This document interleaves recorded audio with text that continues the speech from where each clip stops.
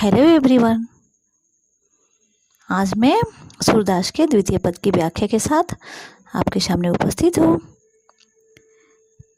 इस छंद में गोपियाँ अपने मन की व्यथा का वर्णन उद्धव से कर रही हैं और वे कहती हैं, मन ही मांझ रही, कहिए जाई कौन पे उद्धव, नाही परत कही, अवधि आधार आशावन की, तन मन बिथा सही। गोपियाँ अपने मन की पीड़ा को अभिव्यक्त करते हुए उद्धव से कहती हैं कि उद्धव, वे अपने मन का दर्द व्यक्त करना चाहती हैं लेकिन किसी के सामने कह नहीं पाती, बल्कि उसे अपने मन में ही दबाने की कोशिश करती हैं। अर्थात कि वह अनेक बातें जो कृष्ण से कहनी थी उनके मन के मन में ही रह गई। अब ये सारी बातें किसे जाकर कहें। यहाँ गोपियाँ कहती हैं, कहिए जाई कौन पे उद्धव, नहीं भरत कही। हे उद्धव, आप जो हमें निर्गुण ब्रह्म का संदेश दे रहे हो, तो मैं यहाँ बता दूँ आपको कि हमारे मन पर कृष्ण के प्रेम की अनेक परतें चढ़ी हुई हैं, इसलिए आपके निर्गुण ब्रह्म का संदेश का हम पर कोई प्रभाव नहीं पड़ेगा। पुनः कहती हैं, अवधि आधार आसावन की, तन मन बिथा सही।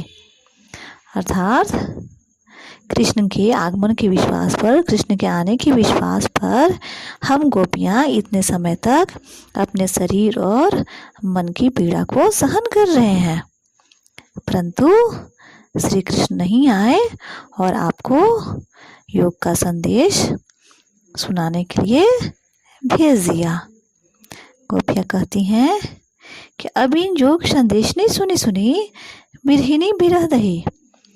कहती हैं गोपियाँ कि हे उद्धव, आपका यह योग का संदेश सुनकर, यानी कि आपने जो हमें निर्गुण ब्रह्म का जो संदेश या पाठ हमें पढ़ा रहे हैं, तो सुनकर हम जो गोपियाँ हैं विरह की अग्नि में और अधिक जल उठी हैं।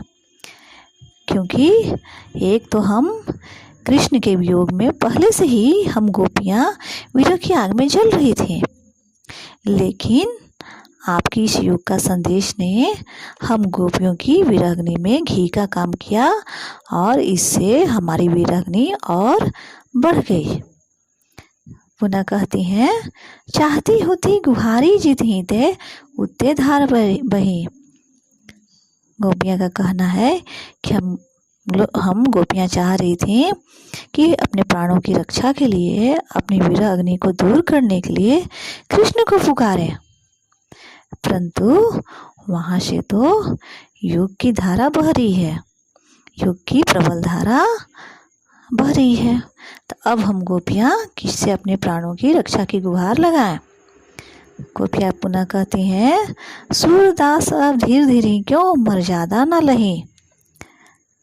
कहती हैं कि अब हम धैर्य कैसे धारण करें, अब हमसे धीरज नहीं रखा जाता, अब हमारी तो मर्यादा भी नहीं रही।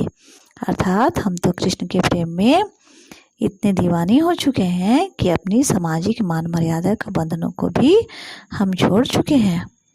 इस तरह से प्रस्तुत पद में गोपियों की यह स्वीकारोक्ति कि उनके मन की अभिलाषाएं मन में ही रह गई, कृष्ण के प्रति उनके प्रेम की गहराई को ही अभिव्यक्त करती हैं। काव्य सौंदर्य। इस काव्यांश में कृष्ण के प्रति गोपियों के प्रेम की गहराई अभिव्यक्त हुई है। यहाँ सुनी में पुनरुक्ति प्रकाश अलंकार है, वक्रोक्ति अलंकार का भी सुंदर प्रदर्शन किया गया है।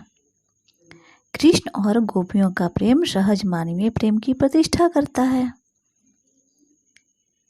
इसके साथ साथ अनुप्रास की छटा भी दर्शनीय है, जैसे मन ही मांझ रही, धीर धरही, बिरहिनी बिरह। गोपियों की प्रेम के प्रति निष्ठा और दृढ़ता सराहनीय है।